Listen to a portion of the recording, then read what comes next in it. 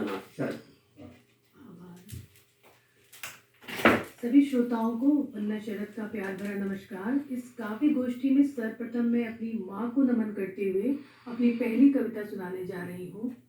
इस जगत में चाहे कोई बच्चा हो या बड़ा हो, हर बच्चे को अपनी माँ में पूर्ण सौंदर्य नजर आता है।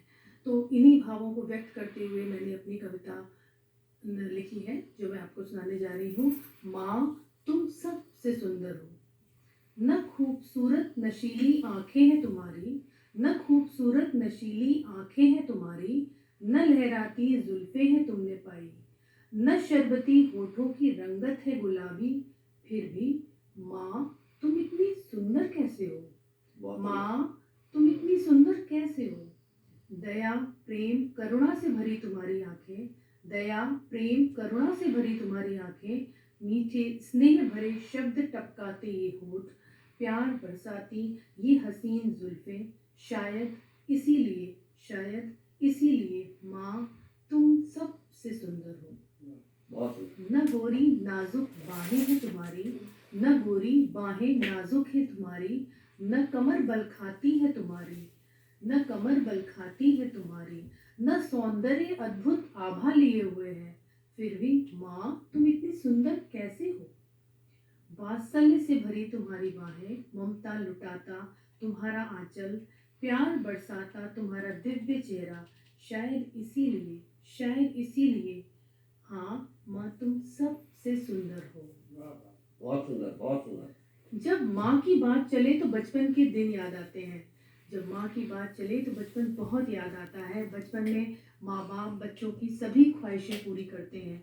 हर व्यक्ति जितना बेफिक्र अपने बचपन में होता है, शायद जीवन में कभी नहीं हो पाता है। जीवन में वो कितना भी कमा ले, लेकिन जीवन में जो बचपन की अमीरी है वो कभी भुलाई नहीं जाती है। तो उसी को याद करते हुए मैंने एक कविता लिखी है, वो भी क्या दिन थे। स्वागत है। वो भी क्या दिन थे, वो दिन भी क्या दिन थे, जब जेबें तो खाली हुआ करती थी पर हम अमीर हुआ करते थे। जब जेबें तो खाली हुआ करती थी पर हम तब अमीर हुआ करते थे। जेब में होते थे बस 2-4 सिक्के, जेब में होते थे बस 2-4 सिक्के, पर हुकूमत में थे हम जैसे हुकुम के इक्के। पीठ पापा की घोड़ा हुआ करती थी, पीठ पापा की घोड़ा हुआ करती थी, बचपन में हमारी नवाबी चला करती थी। ख्वाहिशें पूरी करने को माँ बाप हुआ करते थे, ख्वाहिशें पूरी करने को माँ बाप हुआ करते थे, उनकी पलकों के तले सब शौक पूरे हुआ करते थे। वो दिन भी क्या दिन थे, जब जेबें तो खाली हुआ करती थी पर तब हम अमीर हुआ करते थे। वो दिन भी क्या दिन थे, जब जेबें तो खाली हुआ करती थी पर हम तब अमीर हुआ करते थे। आज जेबें भरी हैं उन सिक्कों से, आज जेबें भरी हैं पर उन सिक्कों की कमी खलती है।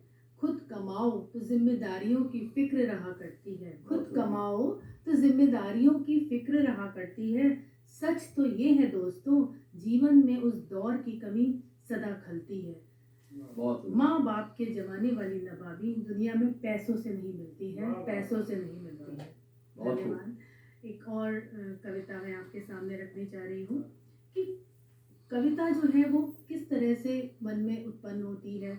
जब भी मन में कोई भी उद्गार आते हैं तो उन लयबद्ध शब्दों में हम उन्हें पिरो देते हैं, और जिस तरह से समुद्र में लहरें आती हैं तो इसी तरह से मन में भी निरंतर विचारों का प्रवाह होता रहता है। और हम जो कवि हैं कुछ अलग ही होते हैं, इन प्रवाहों को अपने हृदय में समेट लेते हैं, इनमें से सीप के मोती की तरह शब्दों को चुन चुनकर एक कविता का रूप दे देते हैं। तो मैंने एक कविता इसी विषय पर बनाई है कि जब मन के आंगन में शब्द मेघों की तरह घुमड़ घुमड़ आते हैं, वर्षा के बूंदों की तरह टिप टिप से गिरते जाते हैं, तब अपनी लेखनी मैं उठाती हूँ, इन बरसातों को लिखती चली जाती हूँ, इन बरसातों को लिखती चली जाती हूँ। जब यादों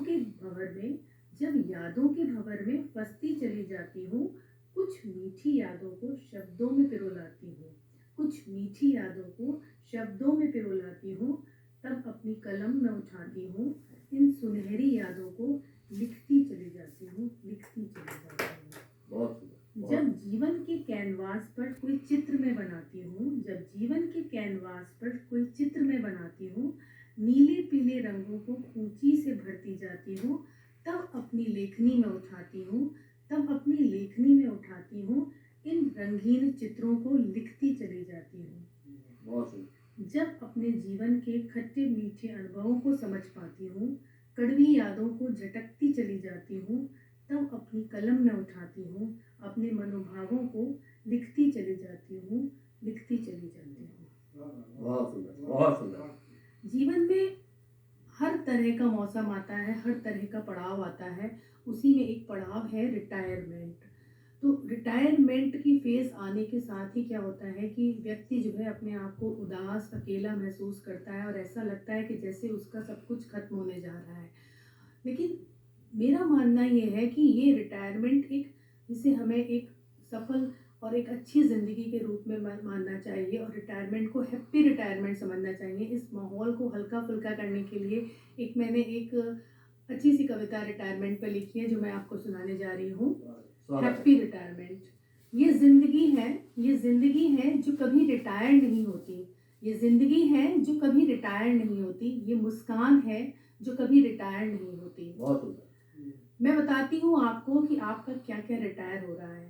रिटायर हो रही है नौकरी की जिम्मेदारियाँ, रिटायर हो रही हैं आपकी नौकरी की जिम्मेदारियाँ, रिटायर हो रही है अनचाही थकान, रिटायर हो रही है अफसरों की किचकिच और रिटायर हो रही है कर्मचारियों से काम कराने की जद्दोजहद। ये ज़िंदगी है जो कभी रिटायर नहीं होती। ये मुस्कान है जो कभी रिटायर नहीं होती। रिटायर हो रही है आपके सुबह की अलार्म की घंटी और रिटायर हो रही है आपकी प्यारी गाड़ी। रिटायर हो रही है आपकी सारी CL, EL और ML। रिटायर हो रही है कामों को समय पर निपटाने की जद्दोजहद। ये ज़िंदगी है जो कभी रिटायर नहीं होती। ये मुस्कान है जो कभी रिटायर नहीं होती। अब मैं आपको बताती हूँ कि आपको क्या क्या मिलने वाला है। मिलने वाली है आपको एक नई सुबह, मिलने वाली है आपको एक नई सुबह जिसमें होगी एक अलमस्त नींद। लाइफ होगी विदाउट टेंशन, लाइफ होगी विदाउट टेंशन और रजाई में लेटे लेटे मिलेगी फुल पेंशन। ये जिंदगी है जो कभी रिटायर नहीं होती। ये मुस्कान है जो कभी रिटायर नहीं होती। मिलने वाला है आपको पोते पोतियों का प्यार, घर परिवार में व्यस्त होकर सजेगा आपका नया संसार। ये ठीक है कि हमें आपकी और हमारी याद आएगी और ये म्यूजिक में हमें डीजी प्रो चलता है, चाय पकौड़े वहाँ के लिए आगे के तो चेक करिए, हमें दो तीन बहुत सुंदर, बहुत सुंदर। अब मैं इस क्रम में